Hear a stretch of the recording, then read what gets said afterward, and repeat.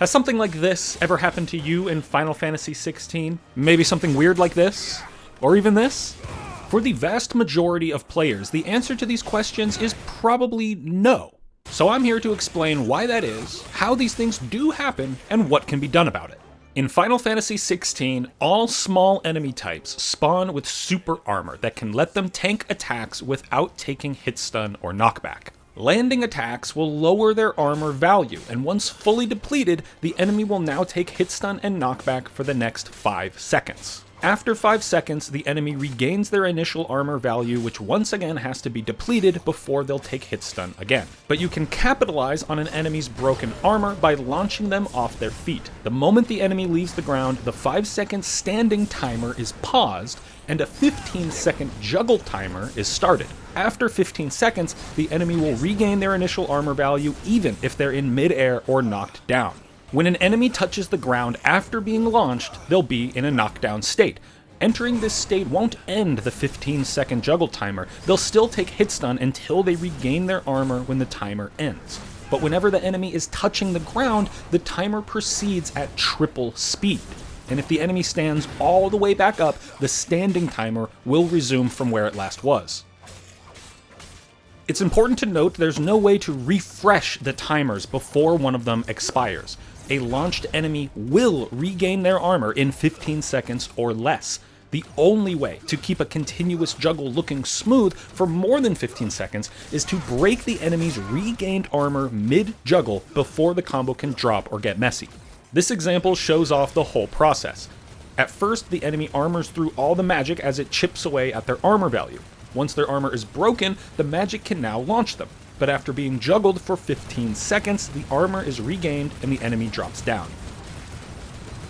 In a sense, small enemies kind of have their own invisible stagger bar, or will gauge as the game calls it. Just like the will gauge, armor value will never be restored until after it's fully depleted. Even further, armor damage dealt to enemies is not fixed for each attack. It scales with will damage, which is affected by your level and equipment. In this example, my weapon is Original Sin, and the magic burst after a basic attack is not dealing hit stun. But if I swap to the Tonberry knife, which does less damage but more will damage, the same magic burst can now break the enemy's armor and deal hit stun. Armor damage scaling up with stats mostly explains why this super armor mechanic generally goes unnoticed. If you're at a good level and using a decent weapon for where you are, then you can break through most armor in a single hit or two without even noticing it. This is on top of the fact that you'll generally struggle to combo an enemy beyond the juggle timer without killing them first. The exception is on Ultimaniac difficulty, where enemy health and armor values are both juiced through the roof. But by equipping a weaker weapon later in the game, it becomes easy to notice super armor on Final Fantasy and action-focused difficulties as well.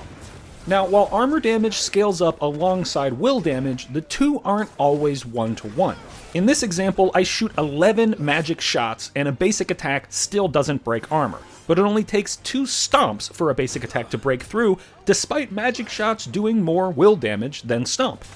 In other news, did you know Stomp does a tiny amount of will damage? Anyway, whatever does good will damage will do good armor damage. However, some abilities have a special property that ensures they always deal their assigned hit stun and knockback even against armored enemies. Garuda's Snatch, Mesmerize, Cross Swell, Abyssal Tear, the initial hit when shooting out Rhyme, and Punish attacks are what I've found to fall into this category. To be clear, these aren't guaranteed to break armor. They just pierce armor and affect the enemy as if their armor was broken, while dealing their appropriate amount of armor damage as well. For Garuda's Snatch, that amount is 0. It doesn't do any armor damage, so its free launch doesn't lead to an instant free juggle. Whereas iconic abilities like Mesmerize can deal good armor damage while always launching enemies, which is very useful. Over on the enemy side of things, all of the timers involved with this mechanic will freeze for an enemy while they're frozen by Shiva, and will stop or slow appropriately whenever they're affected by things like Rift Slip or ability animations. And an enemy's armor value is determined solely by their level. Armor doesn't vary between different enemy types at the same level, aside from certain exceptions, namely the bomb enemy types. Bomb enemies have super juiced armor values, a 10-second juggle timer, and a 3-second standing timer. This makes fighting bombs one of the few situations where super armor is relevant outside of Ultimaniac and self-imposed challenges. It also makes them amazing for testing and messing around with the nature of super armor. If I equip the weakest weapon in the game against a high-level frost bomb here in training mode, it'll take much more to break his armor than it will for any non-bomb enemy type on Ultimaniac. The Raptor Chocobo enemy type is also unique. Since they can't be launched, they have no juggle timer. When their armor is broken, the 5-second standing timer is all you get, but unlike launchable enemies, you can trigger Garuda's takedown during this opening to extend it. Small flying enemies are the inverse. They'll go straight to the 15-second juggle timer when their armor is broken. But while they can't be in a standing state, they can be put in a knockdown state, during which the timer will be accelerated like it is for all launchable enemies. There are also a few notorious marks that are just small enemies with juiced up health and armor values. Timer-wise, they follow the appropriate rules for the type of enemy they are. And that's about it.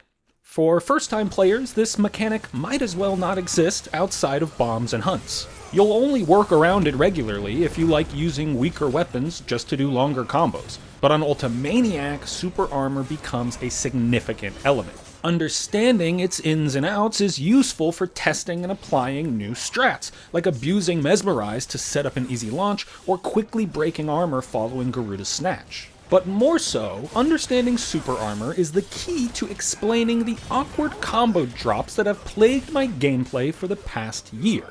Drawn-out juggles on Ultimaniac will often end with the enemy regaining their armor and dropping like a rock before you can break it. Now, while it's not always optimal or efficient to juggle an enemy for over 15 seconds, there is a time and place for it. But mainly, it's very fun and cool, and I like it. Now, maybe some of you could accurately track the exact seconds passing in real time while executing a combo, but that doesn't feel realistic to me. Unfortunately, that leaves little else we can do to consistently circumvent this mechanic on Ultimaniac, aside from premeditating an entire combo so you'll know exactly when the armor will come back and exactly how you'll deal with it. On the surface, this disincentivizes freestyling in favor of repetitive setups, which is kinda lame. But on the flip side, there's a unique layer of appreciation to be found in how a player deals with armor mid-juggle, whether it was planned, improvised, or complete happenstance. Clean combos on Ultimaniac require finesse and awareness beyond the typical training mode fare, which is kinda cool. If you want to see plenty of what that looks like in action, you could check out all the clips on my channel. My last note on this is that the juggle timer was actually increased back in patch 1.10. Looking at old footage, it seems to have been 10 seconds pre-patch. With hindsight, we can tell the change is clearly referenced in the patch notes, but the wording is vague enough that most players shrugged this line off back when this whole mechanic was largely unexplored. But it turns out the answers were right in front of us all along.